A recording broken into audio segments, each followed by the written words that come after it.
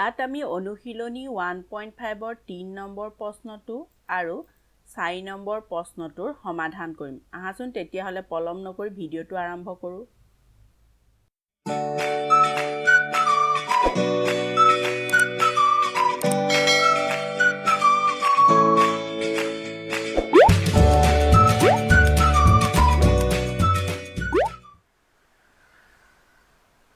নমস্কাৰ ছাত্ৰ ছাত্ৰীসকল, আজি আমি অনুশীলনী 1.5 3 নম্বৰ প্ৰশ্নটোৰ সমাধান কৰোঁ। 3 নম্বৰ প্ৰশ্নটোত কৈছে যে মনত পেলোৱা যে পাইৰ সংজ্ঞা দিওঁতে ইয়াক এটা বৃত্তৰ পৰিধি আৰু সেই বৃত্তৰ ব্যাসৰ অনুপাত বুলি কোৱা হৈছিল। পাই হৈছে বৃত্তৰ পৰিধি আৰু ব্যাসৰ অনুপাত। ইয়াত ব্যাসটোক d আৰু পৰিধিটো c বুলি ধৰি লৈছে, অৰ্থাৎ পাই ইকুৱেল টু c/d। দেখা গৈছে যে এই কথাই পাই যে অপৰিমেয় সেই তথ্যৰ বিৰোধিতা কৰিছে। এই বিৰোধিতা কিদৰে মীমাংসা কৰিবা? পাইটো আমি অপৰিমেয় সংখ্যা বুলি জানো নহয়নে, আৰু অপৰিমেয় সংখ্যাবোৰ p/q আৰ্হিত প্ৰকাশ কৰিব নোৱাৰি। কিন্তু পাইটো যদি বৃত্তৰ পৰিধি আৰু ব্যাসৰ অনুপাত হয় তেতিয়াহ'লে আমি পাই ইকুৱেল টু c/d হিচাপে লিখিব পাৰিম। এই পাইটো c/d হিচাপে লিখিলোঁ, অৰ্থাৎ আমি p/q আৰ্হিত লিখিলোঁ।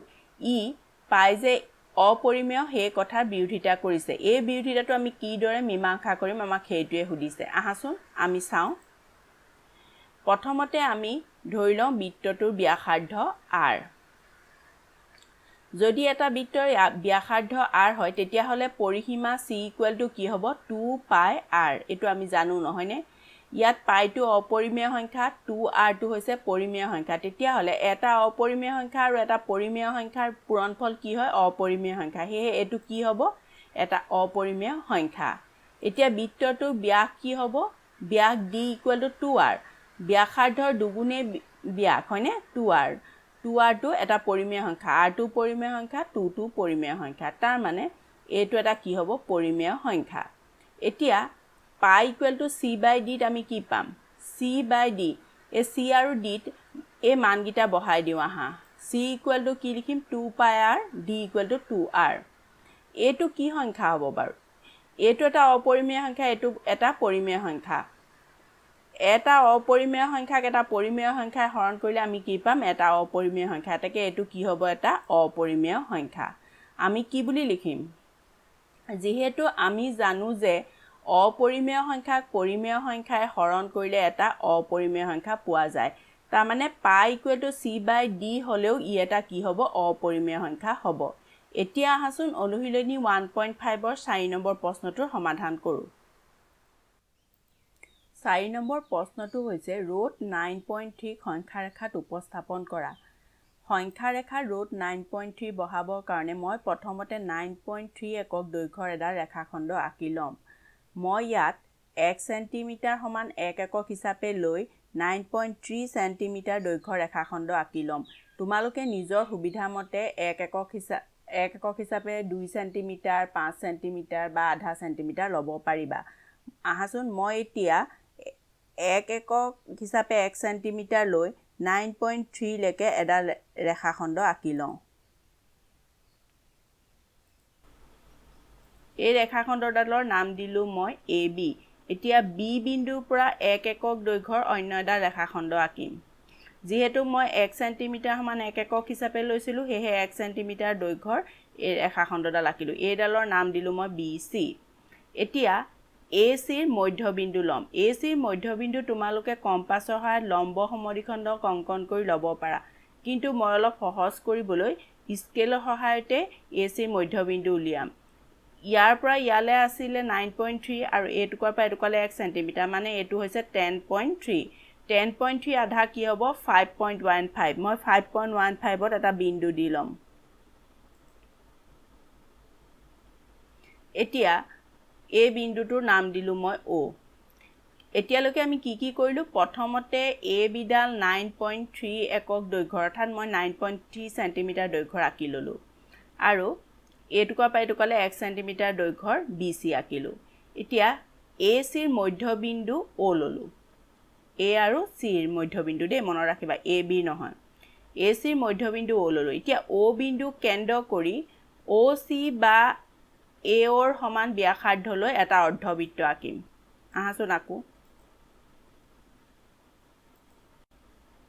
এতিয়া B বিন্দুৰ পৰা A অৰ্ধবৃত্তটোলৈ এটা লম্ব আঁকিম লম্ব মানে কিমান ডিগ্ৰী কোণ 90 ডিগ্ৰী নহয়নে ইয়াত মই 90 ডিগ্ৰীত এটা ফুট দি লওঁ এতিয়া স্কেলৰ সহায়ত A বিন্দুটো আৰু B বিন্দুটো জয়েন কৰো আহাচোন A বিন্দুটোৰ নাম দিলো মই D এই B ডালে হ'ব ৰুট 9.3 এতিয়া এডাল যদি সংখ্যা ৰেখা হয় আমাক সংখ্যা ৰেখাতে ৰুট 9.3 আঁকিবলৈ কৈছিলে নহয় জানো সংখ্যা ৰেখাতে ৰুট 9.3 বহুৱাবলৈ কৈছিলে ইয়াতটো বহুৱাবলৈ কোৱা নাই হেহে আমি সংখ্যা ৰেখা ৰুট 9.3 বহাবলৈ এই ৰেখাডাল আমি অকমান বহাই দিও আহা এডাল কিমান দীঘলকে বহাব লাগিব তাৰ কোনো জোখ নাই তোমালকে নিজৰ সুবিধা মতে বহাই লবা মই এডাল BC ডাল BE লেকে বহাই ললো এতিয়া B বিন্দু কেন্দ্ৰ কৰি BD ৰ সমান ব্যাসাৰ্ধলৈ ইয়াত কটাকে এটা বৃত্তচাপ আঁকিম আহাচোন আকো B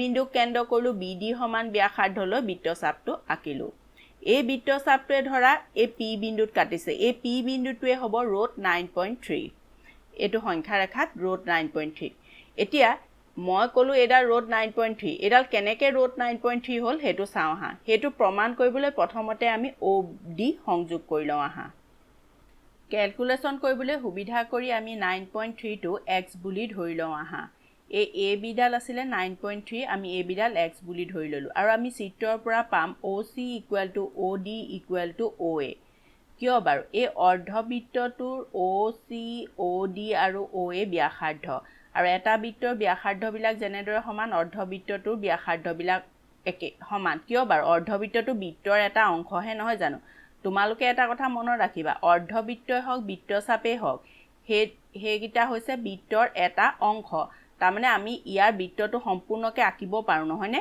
এই বৃত্তৰ যেহেতু এইগিটা একোটা অংশ হেহে বৃত্তৰ সকলো ধৰ্ম বৃত্তচাপ বা অৰ্ধবৃত্তই মানি চলে এতিয়া এই OC বা OA বা OD ডাল আমি কিমান পাম বাৰু আমি পাম x + 1/2 কিয় x + 1/2 পালো AB ডাল আছিল x আৰু BC ডাল আমি একক হিচাপে আঁকি লৈছিলো হনে BC ডালৰ মান হৈছে x তাৰ মানে AC ডালৰ মান পালো আমি x + 1 আৰু O2 হৈছে AC ৰ মধ্যবিন্দু তেতিয়া হলে OC বা OA বা OD ৰ মান হ'ব x + 1/2 এতিয়া OB ৰ মান উলিয়াও আহা OB ৰ মান কি হ'ব বাৰু AB পৰা OA বিয়োগ কৰিলে আমি OB নেপাম নে বাৰু AB মান কিমান আছিল AB মান আছিল x x ৰ পৰা যদি OA মানে কি আছিল x + 1/2 x ৰ পৰা x + 1/2 বিয়োগ কৰিলে আমি OB ৰ মান পাম x ৰ পৰা x + 1/2 বিয়োগ কৰিলে আমি পাম x - 1/2 এতিয়া আমি OB ডাল পালো x - 1/2 এই BD ডাল লম্ব নহয় নে এতেকে OBD এটা সমকোণী ত্ৰিভুজ হ'ব এই OBD সমকোণী ত্ৰিভুজত পাইথাগোৰাছৰ উপপাদ্য প্ৰয়োগ কৰিলে আমি পাম BD square plus OB square OD square লম্ব স্কয়াৰ যোগ ভূমি স্কয়াৰ সমান অতিভুজ স্কয়াৰ এতিয়া আমি OD ৰ মান জানো OB ৰ মান জানো তেতিয়া হলে BD ৰ মান উলিয়াও আহা আমি কি পাম BD square OD square OB square এটো প্লাস হৈ আছে এফালে লৈ গলে মাইনাস হৈ যাব এতিয়া আমি OD আৰু OB ৰ মান বিলাক বহাই দিও আহা OD ৰ মান কিমান আছিল x + 1/2 এতেকে OD স্কয়াৰ হৈছে x + 1/2 হোল স্কয়াৰ OB ৰ মান আছিল x - 1/2 এতেকে OB square x - 1/2 whole square এটো যদি আমি সৰল কৰো তেতিয়া হলে ইয়াৰ মানটো পাম 4x/4 কেনেকে পালো এ হৰটো হ'ব 2 2 গুণ 4 2 স্কয়াৰ নহয় জানো এটো হ'ব 2 স্কয়াৰ মানে 4 দুইটাৰ লসাগু হ'ব 4 আৰু ওপৰত x + 1 whole square x - 1 whole square x + 1 whole square আৰু x - 1 হোল স্কয়াৰ ভাঙি যদি আমি বিয়োগ কৰো তেতিয়া হলে পাম 4x তোমালোকে এটো কৰি চাবাচোন ওপৰৰ সাইডে তলৰ সাইডে কটাকটি যাব কটাকটি গলে কি থাকিব x থাকিব নহয়নে আমি BD স্কয়াৰ মান পালো x BD স্কয়াৰ মান হে x এটাকে BD মান কিমান হ'ব √x x মানে কি আছিল 9.3 এটাকে BD মান আমি কি পাম √9.3 এই BD ডাল √9.3 বুলি আমি প্ৰমাণ কৰিলো তোমালোকে এটা কথা ভাবি চাইছানে বাৰু বি বিন্দু কেন্দ্ৰ কৰি BD ৰ সমান ব্যাসাৰ্ধলৈ অকা বৃত্তচাপটোৱে P বিন্দুত কাটিলে P বিন্দুটো কিয় ৰোট 9.3 হ'ব যিটো কথা মই তোমালোকক ৰোট 2 নাইবা ৰোট 3 আকোতেও ক'ব লাগিছিলে এই বৃত্তচাপ কি বাৰু বৃত্তচাপ হৈছে এটা বৃত্তৰ এটা অংশ আমাক সম্পূৰ্ণ বৃত্তটো প্ৰয়োজন নাই কাৰণে আমি অকা নাই বৃত্তটো এই টুকুৰা হৈছে এটা বৃত্তৰ এটা অংশ যিটো বৃত্তৰ কেন্দ্ৰ হৈছে B আৰু BD ডাল হৈছে ব্যাসাৰ্ধ BD ডাল যদি ব্যাসাৰ্ধ BP ডালো ব্যাসাৰ্ধ হ'ব নহয়নে P টো হৈছে পৰিধিৰ এটা বিন্দু আৰু B টো হৈছে কেন্দ্ৰ অৰ্থাৎ BP ডালো ব্যাসাৰ্ধ আৰু এটা বৃত্তৰ সকলো ব্যাসাৰ্ধৰ দৈৰ্ঘ্য সমান তেতিয়া হলে এই BD ডাল যদি ৰোট 9.3 হয় তেতিয়া হলে BP ডালো হ'ব ৰোট 9.3 BP ডাল ৰোট 9.3 হলে P বিন্দুটো ৰোট 9.3 তেতিয়াহে হ'ব যেতিয়া B বিন্দুটো 0 থাকিব কিয় B বিন্দুটো 0 হলেহে P বিন্দুটো ৰোট 9.3 হ'ব বাৰু তোমালোকে সাধাৰণভাৱে এটা কথা ভাবাচোন তোমালোকক মই 5 cm দৈৰ্ঘ্যৰ ৰেখাখণ্ডডাল আঁকিবলৈ কৈছো তোমালোকে স্কেলৰ সহায়ত ৰেখাখণ্ডডাল আঁকিবলৈ লৈছা তোমালোকে যদি স্কেলৰ 0 বিন্দুটোৰ পৰা 5 cm দৈৰ্ঘ্যৰ ৰেখাখণ্ডডাল আঁকা তেতিয়াহলে কোনটো বিন্দুলৈকে আঁকিবা 5 বিন্দুটোলৈকে নহয়নে যদি তোমালোকে 0ৰ হলনি 2 বা 3 বিন্দুটোৰ পৰা আৰম্ভ কৰি 5 cm দৈৰ্ঘ্যৰ ৰেখাখণ্ডডাল আঁকা তেতিয়াহলে তোমালোকে কোনকিটা বিন্দুলৈকে আঁকিবা 7 বা 8 বিন্দুটোলে নহয়নে হেহে 5 বিন্দুটো পাবলৈ হলে স্কেলডালৰ 0 বিন্দুটোৰ পৰা আমি 5 cm দৈৰ্ঘ্য যেনেদৰে আঁকিব লাগিব তেনেদৰে এইটো ৰোট 9.3 পাবলৈ হলে আমি 0 বিন্দুটোৰ পৰা ৰোট 9.3 দৈৰ্ঘ্য আঁকিব লাগিব তাৰ মানে B বিন্দুটো 0 লৈ আমি এডালৰ দৈৰ্ঘ্য ৰোট 9.3 ললে P বিন্দুটো আমি ৰোট 9.3 পাম আৰু এটা কথা তোমালোকে জানা সংখ্যা ৰেখাৰ সোঁফালে ধনাত্মক মানবিলাক থাকে আৰু বাওঁফালে ঋণাত্মক মানবিলাক থাকে নহয়নে AB দৈৰ্ঘ্য কিমান আছিল x 0ৰ পৰা বাওঁফালে x দৈৰ্ঘ্য তাৰ মানে A বিন্দুটো ক'ত থাকিব -x ত কিয় তোমালোকে যদি সংখ্যা ৰেখাৰ 0ৰ বাওঁফালে 2 একক দৈৰ্ঘ্য লোৱা তেতিয়াহলে তোমালোকে কোনটো বিন্দু পাবা -2 নহয়নে ঠিক তেনেদৰে 0ৰ পৰা বাওঁফালে আমি x একক দৈৰ্ঘ্য লৈছো সেই কাৰণে আমি বিন্দুটো ক'ত পাম -x ত AB ডাল কিমান আছিল 9.3 এতেকে এই A বিন্দুটো হ'ব -9.3 এতিয়া এই চিত্ৰটো কেনেদৰে আঁকিলো আকৌ এবাৰ চাওঁ আহাচোন আমি প্ৰথমতে 9.3 cm দৈৰ্ঘ্যৰ AB ৰেখাখণ্ড আঁকিম AB B বিন্দুৰ পৰা 1 cm দৈৰ্ঘ্য বঢ়াই দিম C বিন্দুলৈকে এতিয়া AC ৰ মধ্যবিন্দু O লম আৰু O বিন্দু কেন্দ্ৰ কৰি OC ৰ সমান ব্যাসাৰ্ধলৈ এটা অৰ্ধবৃত্ত আঁকিম এবাৰ B বিন্দুত আমি এডাল লম্ব আঁকিম